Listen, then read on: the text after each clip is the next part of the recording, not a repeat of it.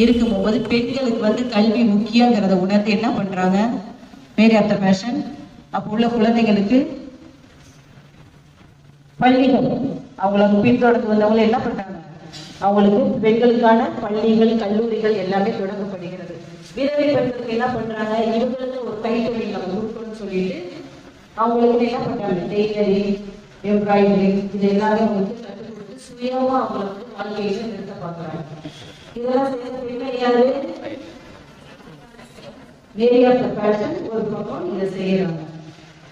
அவங்க வந்து என்னுடைய வீடு, என்னுடைய ஊரு, என்னுடைய பெற்றோர் தங்கர்களே வாழ்ந்தா போதும் அப்படின்னு இருந்திருந்தா இன்னைக்கு இப்படி ஒரு சபை உருவாக்கப்பட்டிருக்குமா, இன்னைக்கு நீங்க நாளைக்கு வந்து நிற்க முடியுமா, இப்படி ஒரு கல்வி கிடைச்சிருக்குமா, பள்ளி உருவாக்கப்பட்டிருக்குமா?